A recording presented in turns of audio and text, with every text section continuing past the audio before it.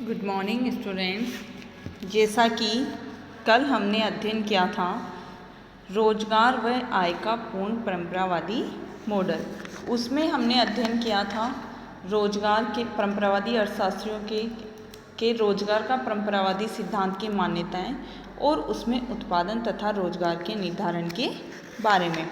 आज हम अध्ययन करेंगे रोजगार संबंधी परंपरावादी सिद्धांत की व्याख्या के बारे में।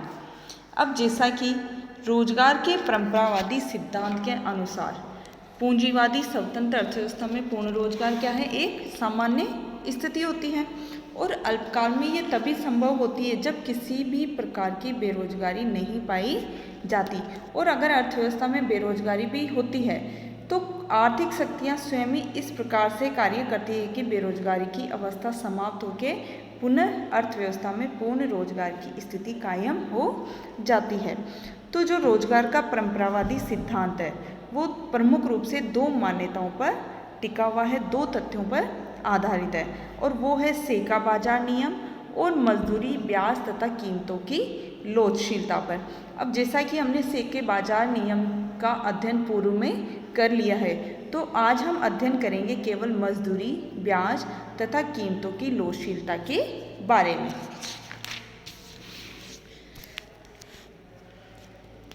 इसमें फर्स्ट है मजदूरी की लोचशीलता या मजदूरी में परिवर्तन। मजदूरी की दर श्रम बाजार में निर्धारित होती है और ये किसके द्वारा निर्धारित होती है? श्रम बाजार में श्रम की मांग और श्रम की पूर्ति के द्वारा। मजदूरों की मांग तथा पूर्ति वास्तविक मजदूरी पर निर्भर करती है।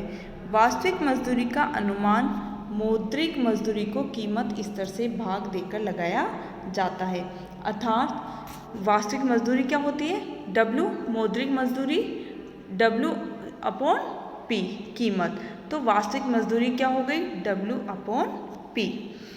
वास्तविक मजदूरी के कम होने पर क्या होगा? मजदूरों की मांग बढ़ती है, जबकि वास्तविक मजदूरी के बढ़ने पर मांग कम होगी।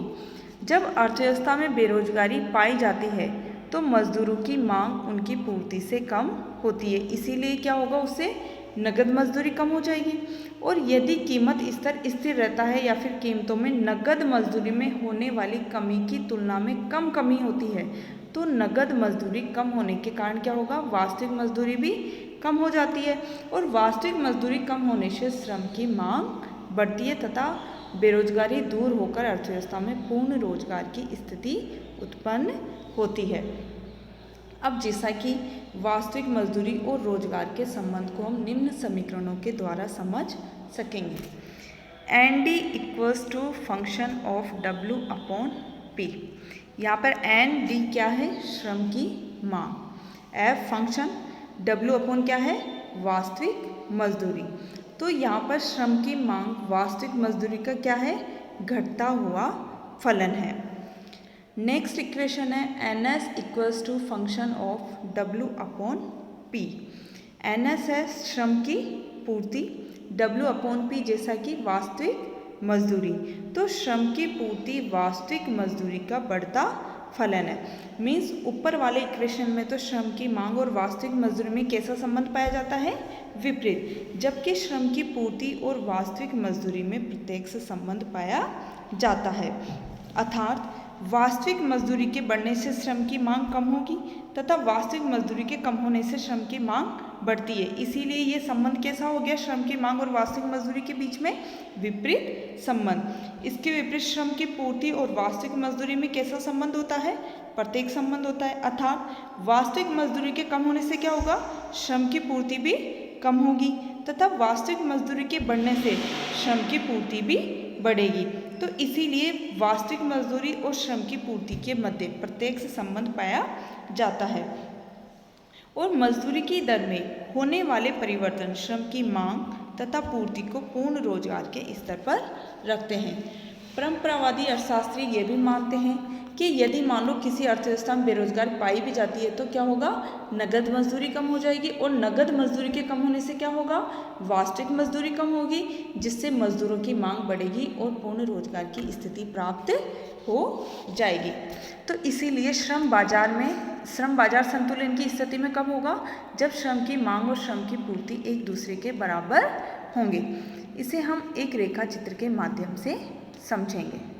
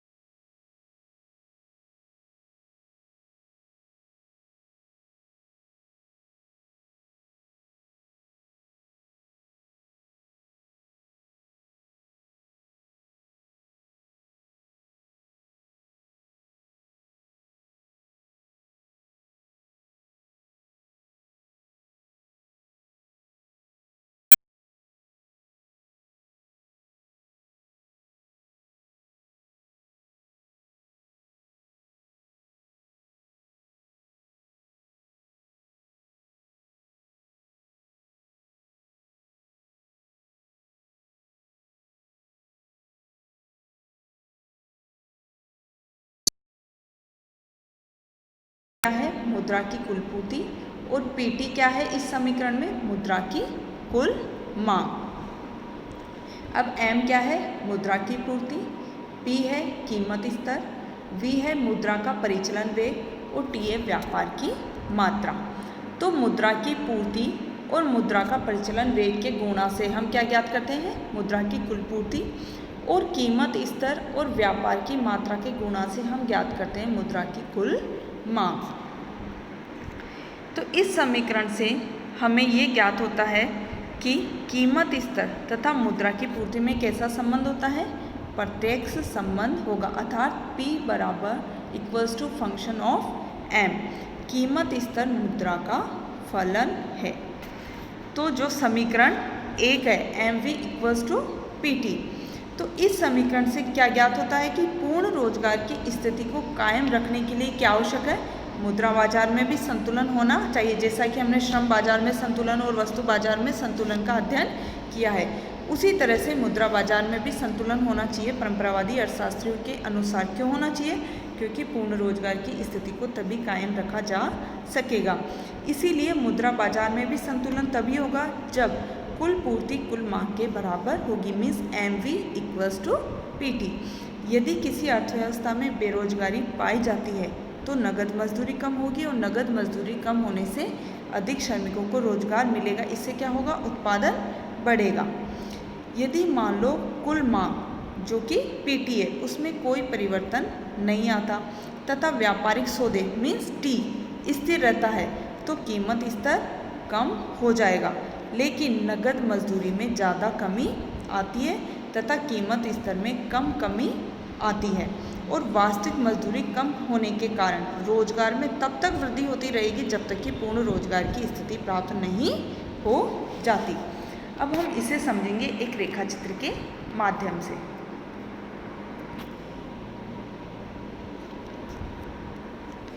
जैसा कि इस रेखा चित्र में OX अक्ष पर क्या है?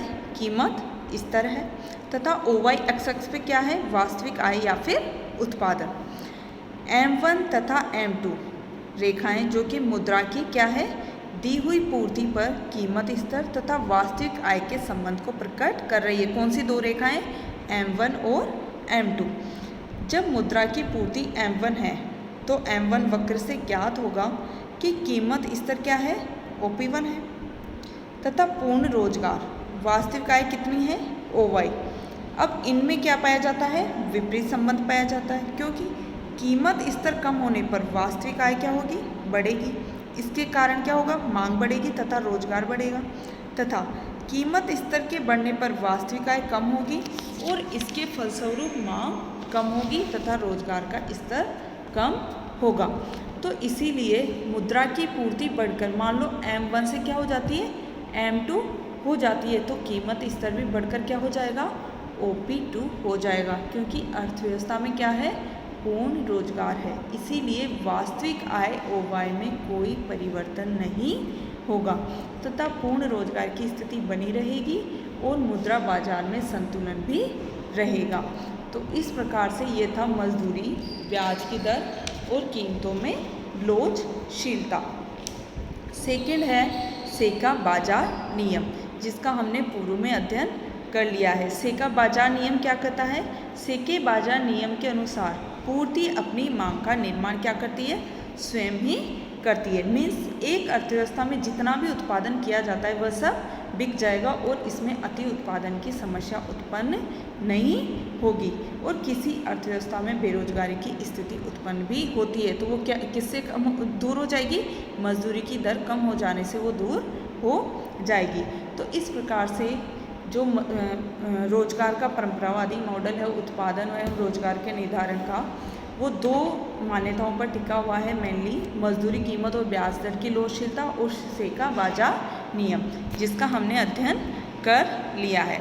अब हम रोजगार के परंपरावादी मॉडल को इक्वेशंस के माध्यम से कंप्लीटली समझेंगे। फर्स्ट है y equals to function of n means उत्पादन फलन। अब अल्पकाल में यहाँ पर एन ही क्यों है? क्योंकि अल्पकाल में कुल उत्पादन केवल किस पर निर्भर रहता है?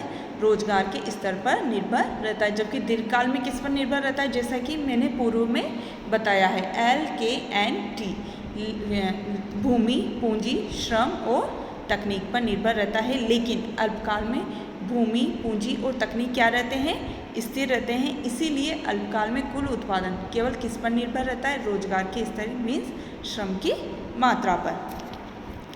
नेक्स्ट इक्वेशन है NS equals to function of W/P।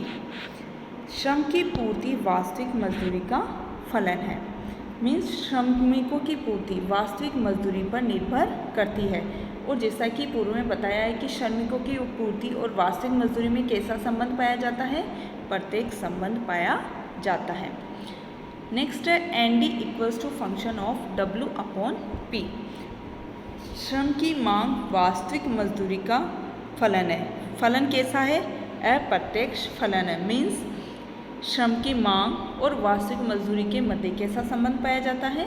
विपरीत संबंध पाया जाता है। और श्रम बाजार में संतुलन की स्थिति कब होगी?